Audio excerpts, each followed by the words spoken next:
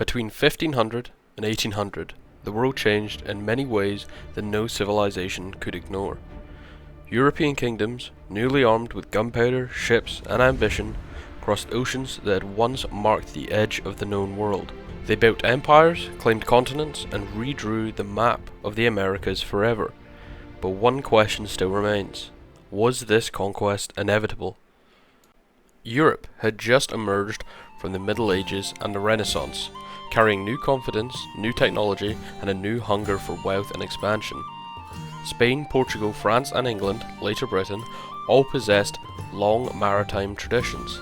This gave them the means to cross the ocean and a desire to dominate what laid beyond them.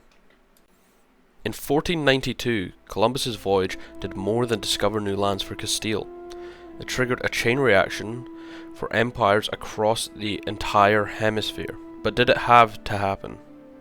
Were European conquests the unavoidable outcome of technology and ambition?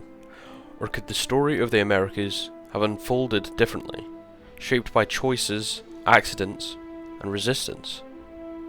This video explores both sides of the debate, the long-term forces that push Europe outwards, and the unpredictable events, the alliances, disasters, and decisions that meant nothing about conquest was guaranteed.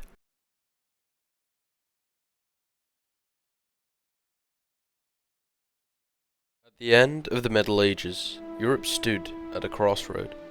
Its kingdoms had survived the plagues, the famines, and centuries of warfare, and now they were turning outwards.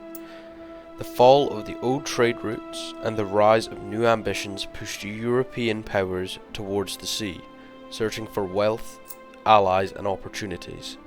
Castile, Portugal, France, and England possessed something most kingdoms lacked: long maritime traditions and direct access to the Atlantic. This alone did not guarantee empire, but made large-scale exploration possible. In 1492, Columbus's westward voyage for Castile marked a turning point. It was not the first transoceanic journey, but it was the moment that sparked a race. Within decades, European sails filled the Atlantic, driven by competition, profit, power, and prestige. Europe hungered for resources. Gold, silver, and later cash crops such as sugar and tobacco promised fortunes that no European land could match. Columbus himself was funded by the Spanish crown in the hopes of discovering new wealth and new trade routes. European rivals knew that whoever dominated these resources would dominate Europe itself.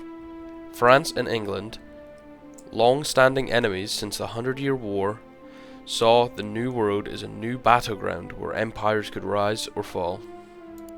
Religion was not the main motivation for conquest, but it served a powerful justification. The Pope granted Spain and Portugal rights to vast stretches of the Americas in exchange for conversion of the indigenous peoples. This gave conquest a divine mission, overlaying political ambition. Technology made long-distance expansion possible. Advances in shipbuilding, like the caravel, which was agile and capable of long ocean voyages, revolutionized exploration. New navigation tools, including improved compasses and increasingly accurate maps, lowered the risk of getting lost or wrecked. European military technology provided another edge. Firearms and steel weapons allowed small armies to defeat or intimidate opponents at a distance. These technologies were not unbeatable, but they were decisive in early encounters. At the same time, centralized states gave European empires unprecedented resources. They could fund expeditions, raise armies, build navies, and enforce rule throughout charters like the Virginia Company of 1606. This political organization created stability that few regions outside of Eurasia could match. But the most consequential force of all was one no European planned: Old World disease. Smallpox, measles, influenza spread faster than any army could. In some regions, up to 90% of indigenous people died. Cortés did not conquer the Aztecs by force alone. Disease ravaged the city during the siege. The same pattern emerged in Peru, where an epidemic and a civil war shattered the Incan Empire before the Spanish even arrived. This demographic collapse opened paths that would have otherwise remained closed. It was not strategy, it was catastrophe. By the mid-16th century, new Atlantic trade systems tied continents together. European states poured money into plantations and transatlantic commerce. Sugar islands like Barbados and Jamaica became some of the richest colonies on Earth. Driving further expansion as empires fed on their own success. Once the system began, it gained momentum. Empire became not a single event, but a cycle. These structural forces, economic ambition, technology, state power, and demographic catastrophe, made European conquest highly likely once contact begun. But likely is not the same as inevitable. To understand that, we must look at the other side of the story.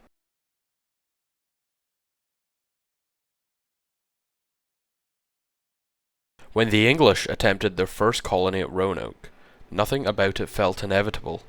The settlement was weak from the beginning. Too few people, too few supplies, too little support. Disease spread, conflict grew, and famine tightened its grip. Then it vanished. Roanoke was not destiny fulfilled. It was destiny interrupted. A reminder that Europe's reach could fail, and failed completely. The French saw similar disappointments. Early colonies collapsed under the pressure of starvation, brutal winters, and supply shortages. Nothing guaranteed survival. Everything depended on circumstance. These failures show that conquest was never automatic. It required conditions and timing to both align. Indigenous societies were not passive. Many were powerful, organized, and military skilled. In Mexico, the Aztec Empire had tens of thousands of warriors. In Peru, the Inca ruled millions through a sophisticated imperial state. Across North America, confederacies and chiefdoms controlled trade routes, alliances, and land. Europeans did not conquer these people alone. They needed indigenous allies. Cortés relied on many Native Americans for soldiers, for intelligence, translators, for everything. Without them, the march on the Aztec capital would have likely not succeeded. Victory was not due to European superiority alone. It was the product of alliances, internal conflicts, and fragile political situations. Europeans fought each other as fiercely as they fought to colonize the New World. Who expanded and who collapsed depended on naval power, financing, and war in Europe itself. Spain's early dominance was challenged by Britain, France, and the Netherlands. If France had won the 7-Year War, the map of North America today would have looked entirely different.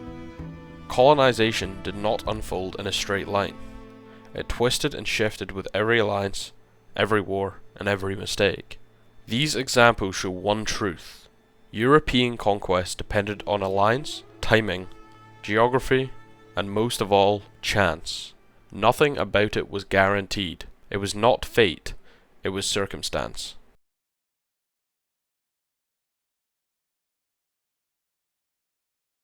Few events represented European expansion more dramatically than the fall of the Aztec Empire, yet nothing about that conquest was inevitable. Hernán Cortés did not defeat the Aztecs by Spanish strength alone. He marched beside thousands of indigenous allies, enemies of Aztec rule who saw the Spaniards as a chance to break free. His local guides provided him with translators, soldiers, and intelligence. Without them, Cortés would have faced the vast empire utterly alone. And even then, victory depended on timing. Smallpox struck the Aztec capital during the siege, devastating the population and crippling its ability to resist. The conquest of Mexico was not a European achievement. It was a coalition victory, enabled by native divisions and disease. In Peru, the Spaniards arrived to find the Incan Empire already fractured. A brutal civil war had torn the empire apart. Atahualpa emerged victorious, only for smallpox to sweep across the region and kill thousands. Into this chaos came Pizarro. With a tiny force, he captured Atahualpa and exploited the empire's internal collapse. Spain did not overthrow a mighty empire at its peak. It defeated an empire already weakened by war, disease, and political fragmentation. But not all indigenous societies were conquered. In Chile, the Mapuche resisted Spanish invasion for centuries. They mastered horse warfare, adapted to new tactics, and used the terrain to their advantage. The Spanish never subdued them. Their frontier stalled, a reminder that Europe's dominance was never universal. The Amazon basin remained outside Europe's control for generations. Its sheer size, humidity, disease environment, and dense vegetation made sustained conquest impossible. Villages resisted, vanished, or moved deeper into the forest. No European empire could ever claim the region. Elsewhere, nature itself became a shield. Mountain ranges limited access, jungles prevented marching armies from advancing, and harsh climates shattered settler communities. Europeans struggled, starved, and often died long before reaching their goals. Even where Europeans did settle, survival was fragile. In the Caribbean, early settlers died in such numbers that the whole colonies nearly failed. Only the introduction of enslaved African labor kept plantations functioning. These cases reveal a world where conquest succeeded only when the conditions allowed it, where timing, alliances, disease, geography, and pure chance mattered as much or even more than European power.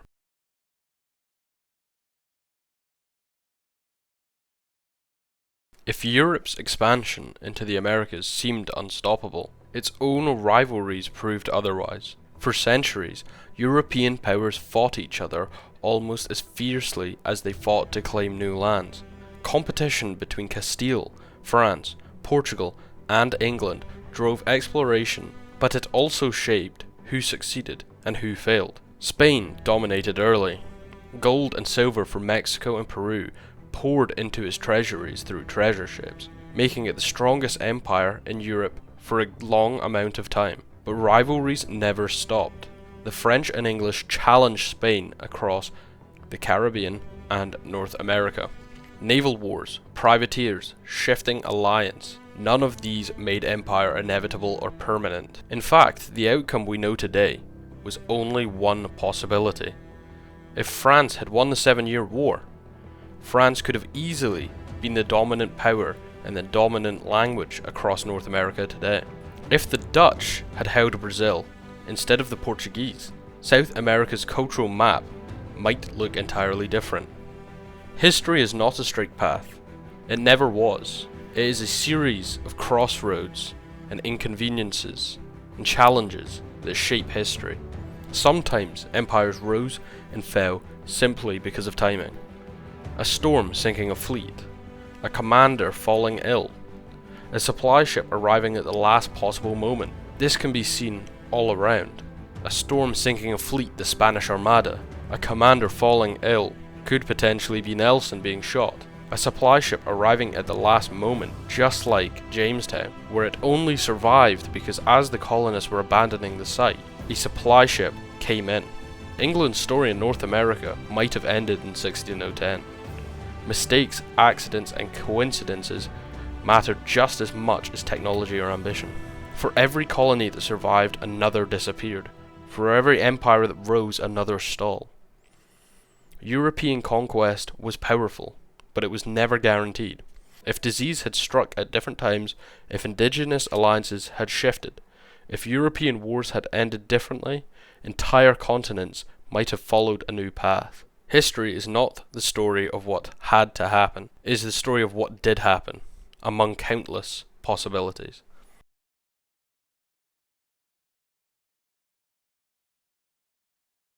The European conquest of the Americas was shaped by deep, powerful forces: technology, state power, economic ambition, and devastation.